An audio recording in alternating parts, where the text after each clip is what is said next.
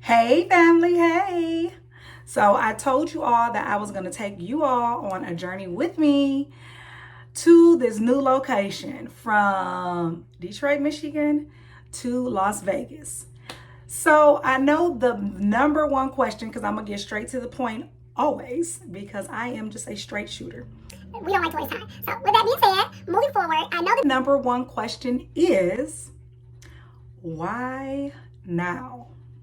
Why do you want to move from Detroit, Michigan to Las Vegas? And why now?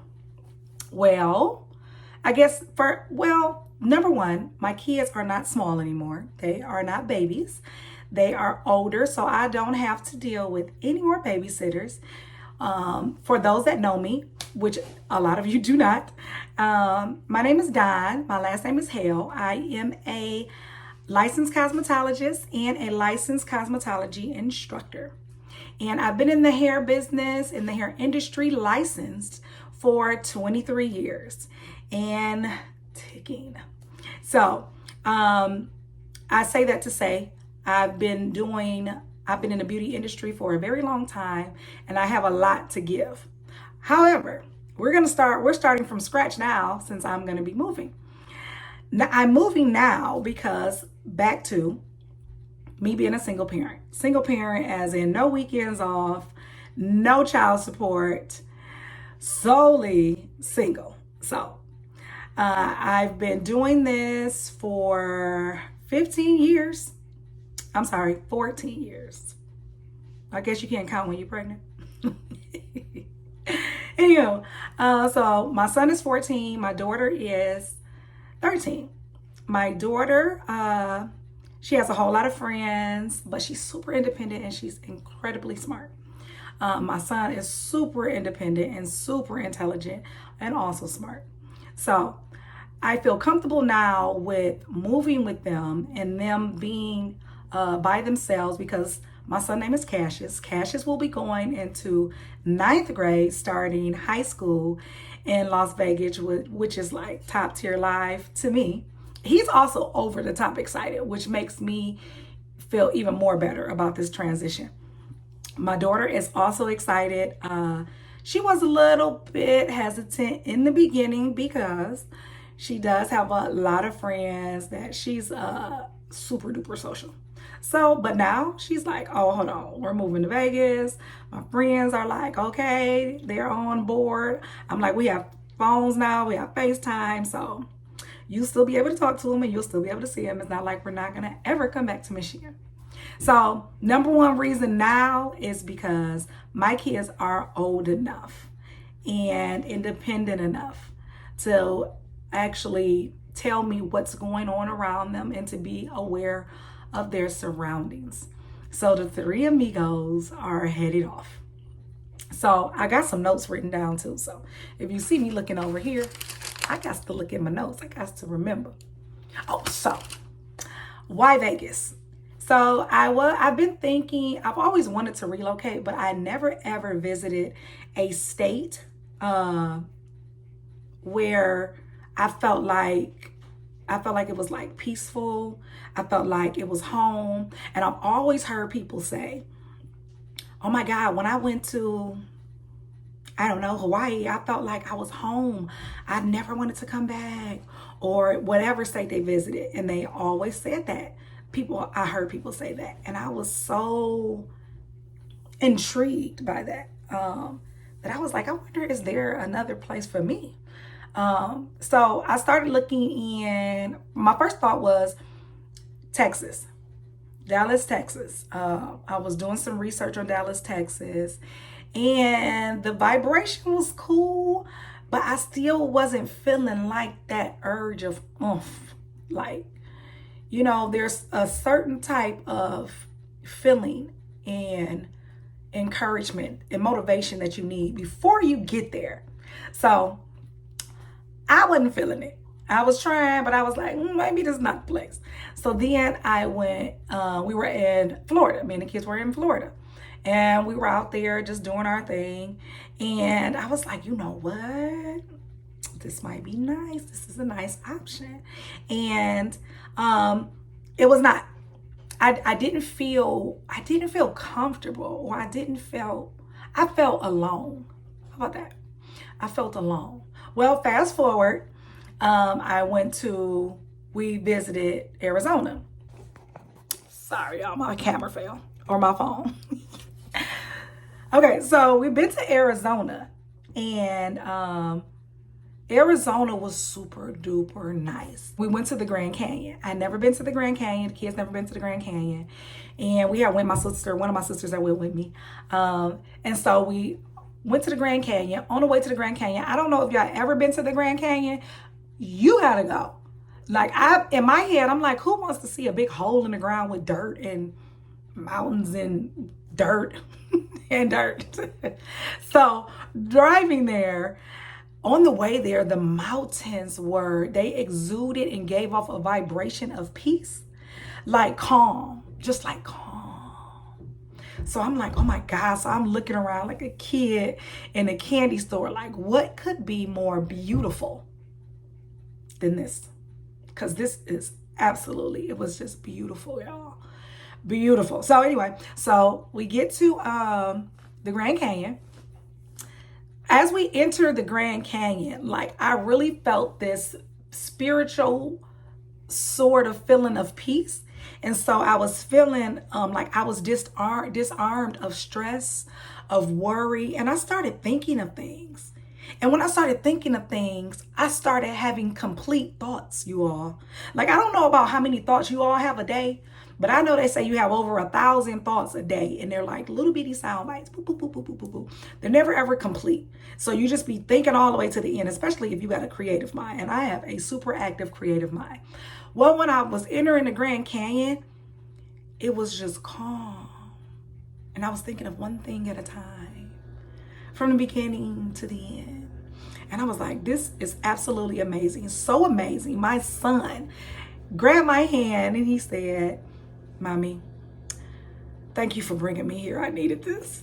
And I was just like, so at a peaceful state. I'm looking back at him like we the same age. Like, you feeling too, Cash? And he was like, so I was just like, okay, enjoyable moment. So needless to say, the Grand Canyon was the most beautiful piece of art I've ever seen in my life. And it could only be constructed by God himself. It was breathtaking.